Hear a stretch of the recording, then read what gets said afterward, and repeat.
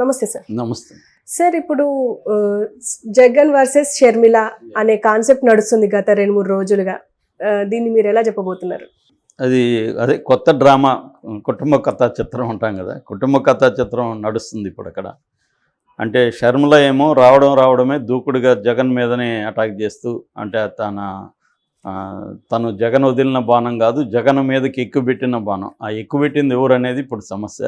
అది చంద్రబాబు ఎక్కుపెట్టాడని వీళ్ళు అంటున్నారు, వైసీపీ వాళ్ళు.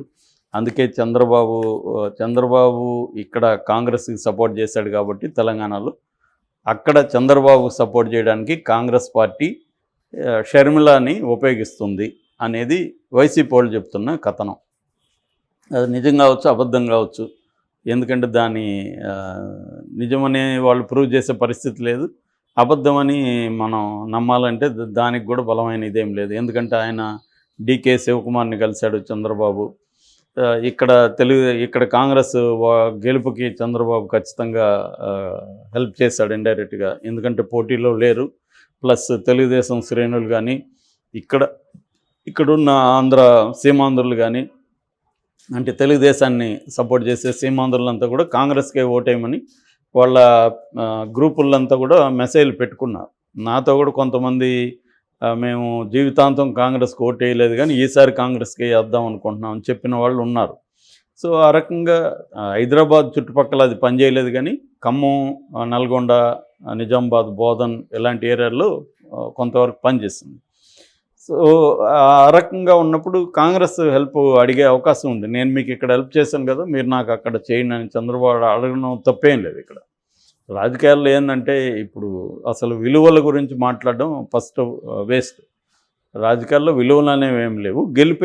గెలుపు ఓటమి ఈ రెండే ఉంటాయి. గెలుపు కోసం ఏమైనా చేస్తారు. ఇంతకుముందు ఏంటంటే గాంధీయన్ మెథడ్లో లక్ష్యం మంచిగా ఉండాలి, లక్ష్యాన్ని చేరుకునే మార్గం కూడా మంచిగా ఉండాలి. అంటే మీన్స్ అండ్ ఎండ్ అంటాం. ఎండ్ బాగుండాలి, మీన్స్ బాగుండాలి అనేది గాంధీ ఇది. కమ్యూనిస్టులు లాంటి వాళ్ళు ఏంటంటే ఎండ్ మంచిగా ఉంటే చాలు, మీన్స్ ఎలాగ ఉన్నా పర్వాలేదు. గమ్యం బాగుంటే గమనం ఏ దారిలో పోయినా రీచ్ అయితే చాలు అనేది కమ్యూనిస్టుల ఫిలాసఫీ. ఇప్పుడున్న రాజకీయాల ఫిలాసఫీ అంటే గమ్యము బాగుండాల్సిన అవసరం లేదు, గమనము బాగుండాల్సిన అవసరం లేదు. మనకి ఉపయోగకరమైన లక్ష్యం ఏదైనా పర్వాలేదు, ఆ లక్ష్యాన్ని చేరుకునే దానికి ఎలాగైనా చేరుకోవచ్చు అనేది. అంటే మీన్స్ ఎండ్ రెండింటిని కూడా కరప్ట్ చేసేసారు ఇవాల్టి రాజకీయాలు. దీనికి ఎవరు అతీతులు కాదు. సో ఆ రకంగా చూసుకున్నప్పుడు చంద్రబాబు ఈమెని దించడం చేయాలనుకున్నప్పుడు ఖచ్చితంగా చేస్తాడు. ఆయన చేయకూడదని ఏం లేదు కదా, రూల్ ఏం లేదు. ఏదేమైనా మరి ఆమె ఎందుకు దిగింది అనేది ప్రశ్న అప్పుడు వైసీపీకి కూడా తగులుతుంది కదా. మీ చెల్లిని మరి చంద్రబాబు దింపగలిగితే నువ్వేం చేస్తున్నావు? నీ బలహీనతే కదా అది. మీ చెల్లిని నువ్వు మన ఫ్రెండ్ను, మన ఫ్యామిలీను శత్రువు ఉపయోగించుకుంటున్నాడంటే మనం బలహీనంగా ఉన్నట్టు, మనం తప్పు చేసినట్టే కదా. మన చెల్లికి మరి నువ్వు న్యాయం చేస్తుంటే, నువ్వే ఆ పని చేస్తుంటే, మీ చెల్లికి నువ్వే ఒక మంచి పోస్టు ఇవ్వగలిగి ఉంటే పార్టీలో, అమ్మాయి ఎందుకు చంద్రబాబు దగ్గరికి వెళ్ళాల్సి వస్తుంది? కాబట్టి అనేక ప్రశ్నలు ఉన్నాయి ఈ గందరగోళంలో. ఏదేమైనా షర్మిల ఓపెన్గా మెయిన్ టార్గెట్ చంద్రబాబును కూడా విమర్శిస్తుంది పైకి, కానీ పవన్ కళ్యాణ్ అయితే పెద్దగా అసలు పేరు కూడా ఎత్తలేదు. చంద్రబాబుని 1-2 సందర్భాల్లో ఊరికే అట్లా విమర్శిస్తుంది, కానీ ఫోకస్ అంతా మాత్రం జగన్ మీదే ఉంది. అదైతే క్లియర్, దాన్ని దాచిపెట్టలేరు కదా, ఓపెన్గా ఉంది. నిన్న ఆయన ఇంకా పెంచుతుంది డోసు కూడా. ఎస్వి సుబ్బారెడ్డి ఆమెను విమర్శిస్తే ఎస్వి సుబ్బారెడ్డి మీద కూడా అటాక్ చేసింది. జగన్ రెడ్డి అని పిలవద్దు అంటున్నారు, నేను జగన్ అన్నగారు అని పిలుస్తాలే అని సెటైర్ కూడా వేస్తుంది. సో ఏదేమైనా ఆమె ఇంకా ఎవరూ చేయని విమర్శలు కూడా చేసింది. క్రిస్టియన్గా ఉన్న జగన్ రెడ్డి మణిపూర్లో జరిగిన క్రిస్టియన్లకి వ్యతిరేకంగా 2000 చర్చిల్ని మణిపూర్లో కొలగొట్టారు.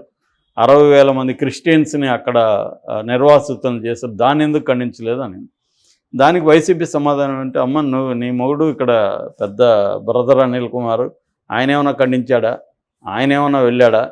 జగన్ ఒక రాష్ట్రానికి ముఖ్యమంత్రి అయినప్పుడు వేరే రాష్ట్రంలో జరిగిన దాన్ని ఎట్లా ఇన్వాల్వ్ అవుతాడు అనేది కూడా వాళ్ళు ప్రశ్నిస్తున్నారు. అది కూడా వాస్తవమే.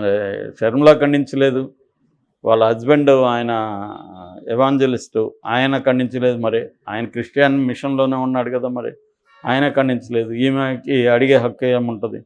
సో ఇలాగా ఏమైందంటే ఆమె ఆ, జగన్కి ఉండే ఓటు బ్యాంక్ మీదనే ఫోకస్ చేస్తున్నట్టు కనబడుతుంది ఇప్పటివరకు మనం చూస్తే.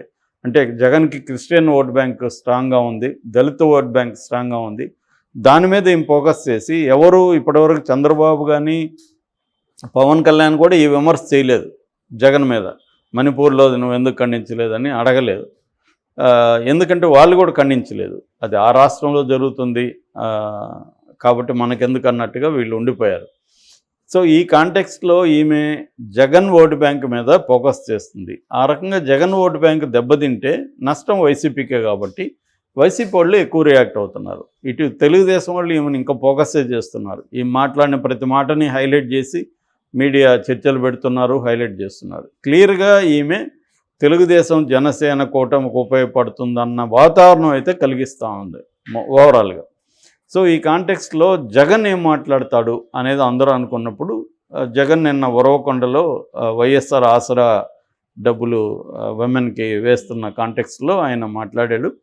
ఆయన చాలా విషయాలు చెప్పాడు. అందులో ప్రధానంగా ఏంటంటే పక్క రాష్ట్రంలో ఉంటారు వీళ్ళు, పక్క రాష్ట్రంలో శాశ్వత సభ్యత్వం ఉంటుంది, ఈ రాష్ట్రంలో అసలు ఎక్కడ కనబడరు, అక్కడ కూర్చుంటారు, అప్పుడప్పుడు వస్తారు, వచ్చి ఈ రాష్ట్రానికి సంబంధించిన విమర్శలు చేసేసి పోతుంటారు. చంద్రబాబు ఎప్పుడు కూడా ప్రజలకు మేలు చేయలేదు, మోసాలే చేశాడు. అయినా ఆయనకి స్టార్ క్యాంపెయినర్లు ఎక్కువ ఉన్నాడు. హైదరాబాద్లో ఉండే దత్తపుత్రుడు ఆయనకి స్టార్ క్యాంపెయినరే, ఆయన వదిన స్టార్ క్యాంపెయినరే. ఇప్పుడు కొత్తగా ఒక స్టార్ క్యాంపెయినర్ వచ్చారు. రాష్ట్రాన్ని అడ్డగోలుగా విభజించిన పార్టీలో చేరి చంద్రబాబుకి స్టార్ క్యాంపెయినర్గా పనిచేస్తున్నాడని ఇండైరెక్ట్గా ఆమె పేరు చెప్పకుండా చెప్పాడు.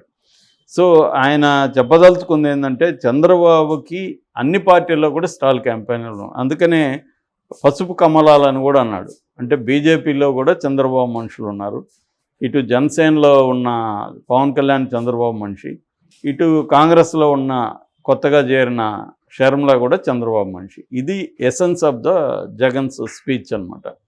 అంటే క్లియర్గా షర్మిల చంద్రబాబుకు ఉపయోగపడుతుందన్న యాంగిల్ని వైసీపీ బలంగా తీసుకొచ్చింది. అట్లాగే ఇంకా సాక్షిలో కూడా నిన్న పెద్ద ఆర్టికల్ వచ్చింది. ఆయన శ్రీనివాసరావు గారిని, కొమ్మినేని శ్రీనివాస్ ఆయన రాశారు. అదేంటంటే వలస పక్షి అని రాశారు. మరొక వలస పక్షి వచ్చింది. ఆయన సెన్స్ కూడా అదే, వలస పక్షి అంటే తెలంగాణ నుంచి ఇక్కడికి వచ్చింది. ఆయన అనేక ప్రశ్నలు లేవనెత్తారు. ఇది జనంలో కూడా ఈ ప్రశ్నలు ఉన్నాయి షర్మిలకు సంబంధించి. మొన్నటి వరకు నువ్వేమో తెలంగాణ కోసం నా ప్రాణాలు ఇస్తాను, ఊపిరి వరకు ఇక్కడ ఉంటానని చెప్పావు, తెలంగాణ కోసం ఆంధ్రతో ఫైట్ చేస్తానని చెప్పావు. ఇప్పుడు సడన్గా తెలంగాణ ప్రజలు పక్కన పెట్టేసి తెలంగాణ ప్రజలను మోసగించినట్టే కదా ఆ రకంగా. ఇప్పుడు మళ్ళీ ఆంధ్ర ప్రజలను మోసగించడానికి వచ్చావు. మొన్నటి వరకేమో కాంగ్రెస్ పార్టీ వైఎస్ఆర్ అని ఒక దొంగగా చేర్చింది, ఆ కాంగ్రెస్ పార్టీ మీద వైఎస్ఆర్ ఉంటే ఉమ్మేసేవాడు అని మాట్లాడి కాంగ్రెస్ పార్టీకి ఇక్కడ ఒక దొంగ నాయకత్వం ఇస్తూ ఉన్నాడని రేవంత్ రెడ్డిని అని. ఇప్పుడు నువ్వు అదే కాంగ్రెస్ పార్టీ తరఫున ఎలా వచ్చావు? వైఎస్ఆర్ ఆశయం కాంగ్రెస్ పార్టీలో రాహుల్ని ప్రధానమంత్రి చేయడం అయితే మరి బిగినింగ్ ఎందుకు చేరలేదు నువ్వు కాంగ్రెస్లో? ఎందుకు సపరేట్ పార్టీ పెట్టావు? అది కూడా అక్కడ పెట్టావు. కాంగ్రెస్లో కదా నువ్వు అట్లాంటప్పుడు పనిచేసి ఉండాలి. ఇలాంటి రకరకాల ప్రశ్నలు ఆమెకి ఎదురవుతున్నాయి. బట్ ఆమె దానికి ఏదో సమాధానాలు చెప్పుకుంటూ వెళ్తోంది.